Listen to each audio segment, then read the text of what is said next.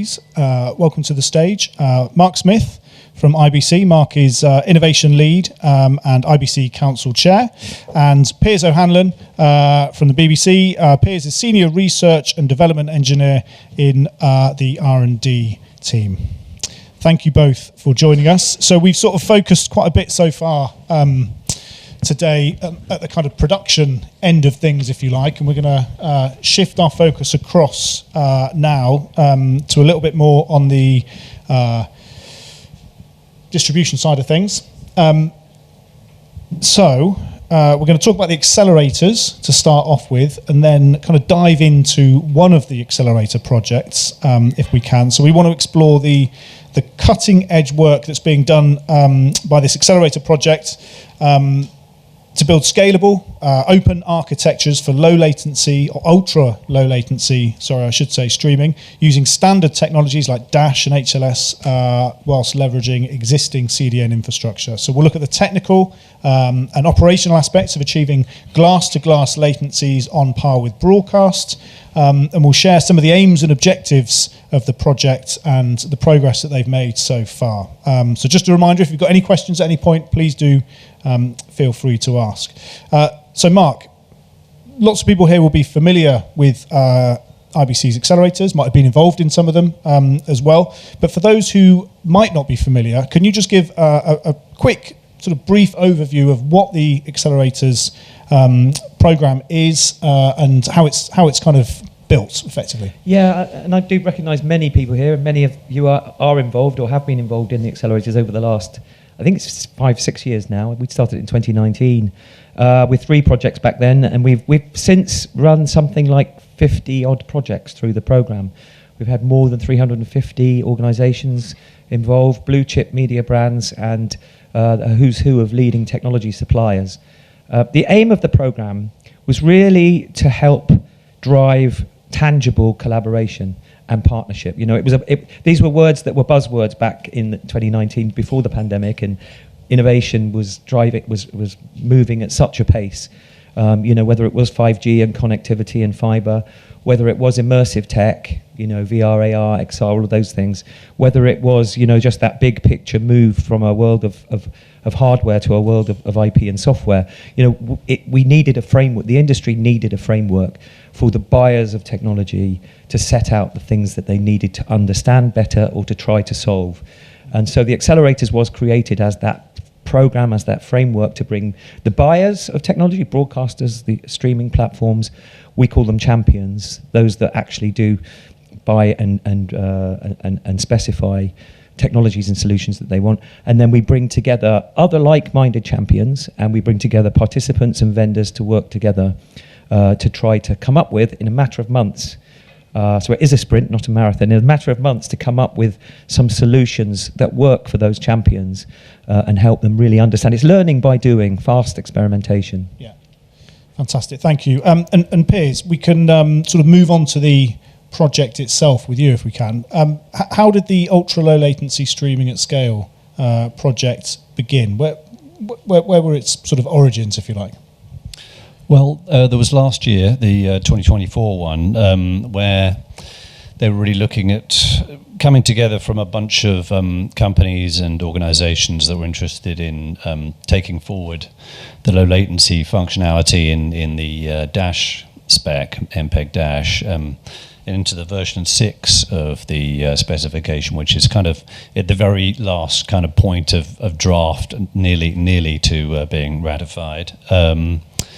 So some of those features, they prototyped some of those last year with quite a sort of tight system where you just had a single generation encoder, essentially just sort of encoded once and then delivered it directly to the clients, with a handful of clients going for that demo. But so for this time around, what we're looking at is scaling it up and using delivery over CDNs, and we're also setting it up with an architecture where you actually sort of contribution feed over SRT into the encoder and packager, and then we're also using these new functionalities in the DASH spec. There's what have been referred to as sort of L3D, or sort of a lower latency, lower delay enhancements to it, and those are then being used to deliver to the clients. We had a number of there were some clients last year. I mean, we weren't involved in that one last year, but now we're looking at some other clients as well. So we're looking to potentially expand the functionality into more open source deployment. So it's in Chakra at the moment. We're working on trying to get it into Dash.js. And then also we're going to do monitoring and so on with another nearly finished metric spec called the Common Media Client Data, CMCD, which is available in a lot of players now. And this is the latest version of CMCD version 2, which one of the participants in the accelerator, Qual Labs, has been working to develop implementations of that for Dash.js and for Shaka, and then the other providers have implemented it too, but that's going to be a key part of actually showing that things are actually working, so it allows you to understand it, QoE measurements and so on. So I guess the fundamental issue here is that everyone's, from a viewer perspective, everyone's internet connection is different. So how do you kind of manage that, or sort of look to address that uncertainty? Well, that can be handled at a sort of number of different levels. Obviously, with this type of media, you've got different quality representations that allow, for example, your people with high connectivity will just sit at the highest quality all the time, and then if there's some sort of break in the connectivity, then in the client there's adaptation logic, the adaptive bitrate algorithms that are in there, which then allow for the client to adapt. So it will drop down if there's a blip in the connectivity, and then pop back up. Or equally, if someone's in a situation where their connectivity isn't as good, it'll sit at the right representation that matches their sort of throughput and so on. And in terms of the sort of lower latency operation, so we've looked at, at the BBC, we've looked at the algorithms themselves and have made some enhancements to those in terms of their operation. And in terms of the newer technology in this accelerator, that does allow for potentially enhanced performance. We'd like to look at that at a bigger scale within the BBC, but this is just an initial step in terms of being part of this accelerator. It allows us to just be together with a number of the other participants and working on that now, and then we potentially can look at that. We're interested to do that. Yeah. So it was in June, wasn't it, that the BBC started its own sort of trials via iPlayer to kind of look at low latency and different approaches to kind of tackling that as well via some opt-in beta tests on the iPlayer. That's I think it's fair to say that's almost like a kind of happy accident that's happening at the same time as the accelerator. But just tell us a little bit about what you're kind of learning from that so far, how far into that trial you are as well, and just how some of that might help to inform what you're doing with the accelerator group as well. Sure, yeah. So, as you said, we launched the trial. It's in a number of phases. So we have now completed the sort of phase 1 of the trial, which was quite small scale. At the moment, it was limited to a handful of devices that we deemed that were provided a good experience for users. And so far, from our analysis, we've looked at the way that the clients have performed before the trial and then after the trial, and we figure at the moment that the performance that the clients are seeing is quite comparable, and at the latencies that will match broadcast. So it's quite a drop from the conventional sort of live stream delays right now. So it's looking encouraging, but we've still got more analysis to go. We've still got more phases to move through in the trial, where we're hoping to scale it up in terms of number of users, and then also scale it up in terms of potentially the number of devices and so on. And it looks at that kind of viewer experience as well, with what happens when content buffers and how best to approach that. So can you just share with everyone what the approach is that you're taking towards that? Sure. Yeah. Well, as I said, the algorithms so we use, well, in our trial, we're using the Dash.js player, which is an open source Dash player. So yeah, in the trial, it's only this it's a web-based environment that operates on, which will run inside TVs. So a couple of the trial devices are Samsung TVs, and then the rest of them are a range of Fire Sticks. Fire Sticks are maybe unexpectedly quite a popular way for people to watch BBC, because you might buy a smart TV and then the smarts will go out. You just plug a stick in. So we get a lot of people coming in there on the Fire Sticks. But in terms of the sort of adaptation, yeah, you've got the adaptive bitrate algorithms that are slightly more, that do behave slightly differently in the low latency environment, which we've tuned. And then in terms of it reacting to buffering, so that's different to live. So with live, what happens is if a player experiences buffering, they get further and further behind the live edge because the player has no way to catch up. But for the low latency trial, what happens is we increase the speed a little bit after a stall, so that the player will catch up to the live edge again. That speed's chosen so that it should be imperceptible to the user, and we've evaluated the platforms on which this software has been, which the iPlayer has been running on, and we chose the devices that supported this enhanced playback speed. And that is something, it's an evolving space really. So at the moment there aren't that many of the devices that do support it properly. So we've basically had to choose devices that give a good user experience for that, and then that does provide for a good user experience. In terms of measuring the actual quality of the experience, we've taken a number of approaches.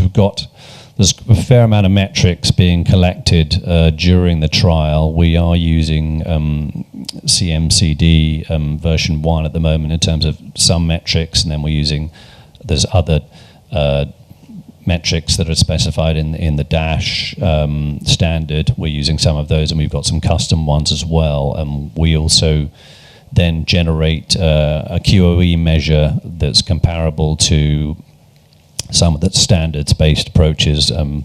People may be familiar with P1203, which is an ITU-based QoE metric. So we use that to analyze the quality of experience that the users are seeing. Yeah, I was going to talk a little bit more about the accelerator and who's been involved in it. So BBC weren't involved last year and came along this year because they were doing similar things, as Piers was saying. But I'd like to mention BT Media and Broadcast John Ellerton over there, who is actually one of our project leads, along with Alex Gilardi at Comcast. And they're the two kind of project lead champions. And then we've got others from around the world, like Globo, who are involved in this. We've got Channel 4 from here, BBC. We've got RTE from Ireland, YLE. On the champion side. The SVTA, the Streaming Video Technology Alliance, is also working really closely with the technology providers, Google and Google Cloud, who are a sponsor of the Accelerator program, but also Bouygues Telecom are part of this group as well around learning, plus Elecard, Atem, YoSpace on the ad server side. Did you mention the ad server element of the...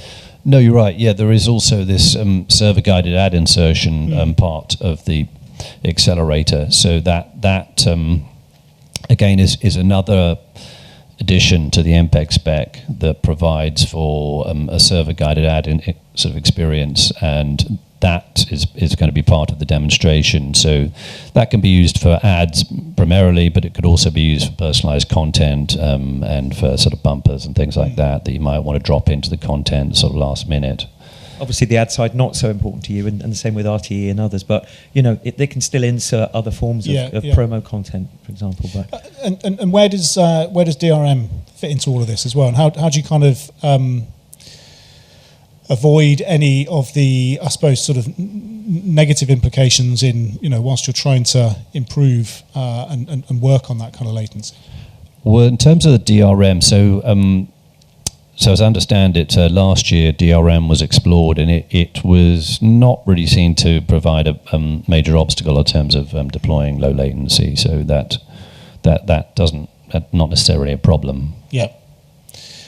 Sorry, I think it's important to say that last year, they achieved what they set out to do with that 1.8 second, glass-to-glass latency.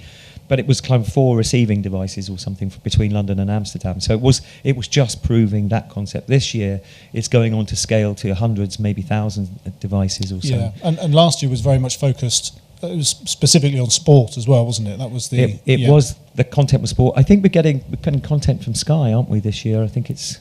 Yeah, that's one of the feeds. Yeah, one of the feeds that we're going to be using. I don't know if it's sports related or news related. I think it's more news. At the moment, it's news. Yeah. But I think there's a couple of maybe local feeds that they're talking about using as well, potentially, because Google is doing was providing the cloud infrastructure in terms of the CDN, and they're deploying the encoders there as well. Yeah.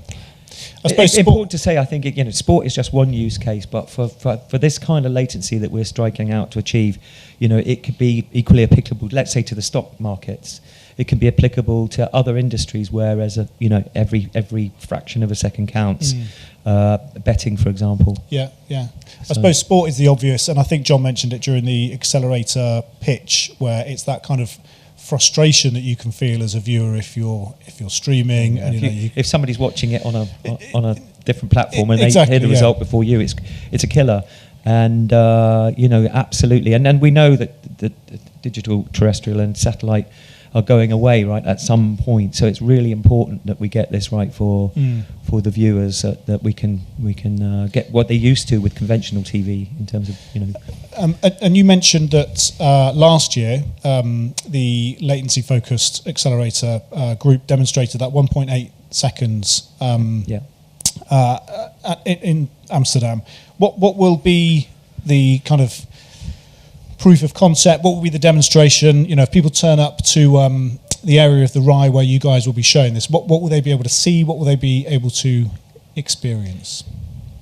Well, we're aiming at a similar latency, but it's probably going to be a bit higher, because we've scaling it up through the CDN. You've got some of the extra delays there, and also in terms of it's not a single generation encoding, so there's going to be some extra delays there as well, depending on where you measure the latency, of course. So it'll be approximately that, but we'll have to see exactly on the day as to where it sits. But in terms of what we're going to show is really it's going to be a demonstration of the video feed and the ad insertion going on, and then metrics, sort of live metrics of those feeds as well displayed. So that's observability. I think is a key part of this as well. Being able to deep dive into what we're getting, what the data is showing us. And as you kind of progress towards September, and with that kind of goal and with those aims in mind, what has been the biggest obstacle, or what's been the biggest challenge? I mean, you touched on encoding. What's kind of been the biggest issue as you try to kind of get that figure down? Well, it's working towards getting it all working together nicely, and also these new features in Dash, they are new, so they're, in terms of implementations, there aren't so many of them right now, but they're coming along. So trying to get that all working smoothly is key, really. But it's been a sort of variety of things. Hasn't really been one big issue that we've been stumbling over particularly. But these new. So the way the difference is with our trial, for example, the BBC one, we're using what's called chunk transfer delivery, which is, if you like, the existing traditional way of doing low latency for Dash, and with this L3D approach in this Dash version 6, what happens is you are the existing way chunk transfer, basically you make a request for one segment at a time. But this L3D approach, what happens is the segment is broken up into a bunch of chunks which are individually fetched by the player. And that is generally beneficial in a number of ways. Although it can have some downsides as well, in that it obviously increases the sort of request rate on the CDNs, but it makes it simpler on a few other levels in terms of how the CDNs work, and also how the client works in terms of how it measures the throughput, because that can be more complex when you're delivering chunk transfer delivery. So there are challenges around that. At IBC, we'll be demonstrating it, and we're going to be in Hall 14 in the Accelerator Zone. So each of the 9 projects that we have, I can talk a little bit about some of those, but the 8 other projects. But we've got Hall 14, and we've got a showcase stage in there, a stage which will be also each of the projects, including this one, will have an hour on stage. Over the weekend, from Friday to Monday, to talk about the outcomes and the results, and show some of the learnings and the use cases and things. John, I don't know if will there'll be a component from this project on the BT Media and Broadcast stand? One way or another, yes. One way or another, yeah. Have we missed anything in talking about this, John? No, I think we've covered most important things. But I think BT You've got a mic coming to you.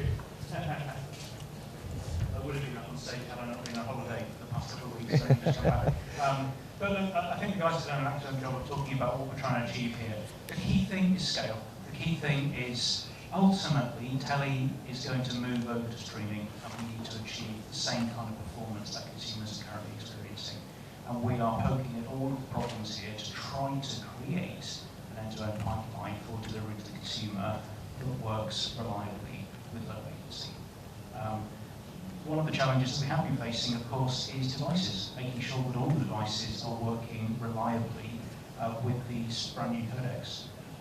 And we need to chase all of that through and make sure that for this large group of receivers that we're sending the signals to, that we get the right performance. So there'll be plenty more to talk about. Yeah, great stuff. Yeah, thank you. And if we've got time, I think we've got about 5 minutes left, but if you can just tell us about the other projects that people in this room might be interested in. There's one specifically on the subject of 5G, which would be useful to hear about. There's two, actually. But well, I'll start with one. And the other one is kind of more of an incubator, we call that an accelerator, but that's that predictive AI. But it also has a kind of predicting what's the next frames of action that's kind of coming using AI, and that's the one that Verizon leads, which we call changing the game, I think we call it, which is sport related. So have a look at that one. All of these projects individually, the details of kind of what we're trying to achieve, can be found on the Accelerator Zone on the IBC website. But the 5G conquering the airwaves is really a project that probably our poster child for the accelerators, in that it sort of began, or at least it was developed within the programme, from a lab at the University of Strathclyde, the private 5G networks, and working with the BBC and BT Sport as they were then, and MotoGP, which is where it sort of all began. And then it went through, to the Queen's funeral. It was used, a private 5G network used at the King's coronation by the BBC. And Mr. Ian Wagdon over there drove a lot of that development within the accelerator programme. And we're proud to say it then went to other major sporting events around the Summer Olympics and things last year, that it was used. Quite a number of different partners involved in it, High Vision of course being one, and many others. Orange of course were involved, as well as Intel and some of the big sponsors on the programme working with OBS. So really we've seen an acceleration of something like that through the programme, to go from a lab to the biggest sporting events in the world. And that's what we're very proud of. And so they're now taking that. They've conquered the sea with the sailing and the windsurfing at Marseille using private 5G, and on the Seine. So they've conquered the rivers, they've conquered the seas. We've done it in the middle of nowhere using Starlink for backhaul. We've shown how now it's business as usual for 5G private networks. But what we are doing this year is taking it to the skies, and so deploying a plane which has been modified with antennas and things to be able to follow action over a longer distance, a cycle race, for example, and we're working with France Television and with Rai from Italy, and BBC are involved in that, as well as Globo from Brazil, and France Television importantly. And so in August, we're hoping that we're going to be following a cycle race using private 5G, and hope to showcase not only the results of what we achieve with that at IBC, but some other special kind of elements of it as well, which will be really important from a particularly. I'm excited about how we can track data as well from athletes and things like that using this, which I think will be really interesting. But that's just the two sort of 5G related other projects are, of course, AI assistant agents in live production, which again could have applications in sport, absolutely. An AI framework for generative AI, another project that Rai is driving. Then we've got Master Control Cloud, and we've got live software media exchange, which is very much a kind of come out of the EBU, come out of much of the work that we did last year with Connect and Produce Anywhere projects, and EcoFlow, all about sustainable streaming and things like that. So, fantastic, 9 fantastic projects. I would encourage everybody to check them out and to keep an eye on the sessions for each of these projects at IBC over that weekend. We're also doing something very interesting, if I could just mention it. Go on, yeah. We're working, Google Cloud is a sponsor of the Accelerator program, as are AMD and HP and Shure, microphone people, are part of the program as sponsors. And we're holding a hackfest over the weekend on the Saturday and Sunday with Google. And that's going to be really interesting. We're inviting software developers, young broadcast engineers, and entrepreneurs, creatives as well, to come get involved in that. We've got the support of Formula E for that, so we'll have lots of content and lots of tools from various partners that are getting involved in it. And it's working with Google is so exciting. I mean, they held the world's biggest hackathon last year with a Formula E one at the Excel, which I think broke the Guinness Book of Records. And I just think the learnings that come out of this, amazing. We did in fact, it was here, we did about 2 weeks ago, we did a dry run with ITV, Channel 4, RTE, we were in Dublin, and Sky, and they all sent teams, and we just learnt so much about how to get that hackathon challenge really right, So we're putting a lot of effort into making that a key part of IBC this year. Come and see it. Fantastic. It sounds like you've been extremely busy. Busy. We've got time in case anyone's got any questions for Mark. Yeah, any questions for Piers? No? We all good? Okay. Well, listen, we look forward to seeing you in Amsterdam. We look forward to coming over and chatting to you guys about the ultra-low latency streaming at scale project as well, and seeing what progress has been made. And thank you very much for sharing it with everyone today. Thank you very much, Piers. Thank you, Mark. George. Thank you, Piers.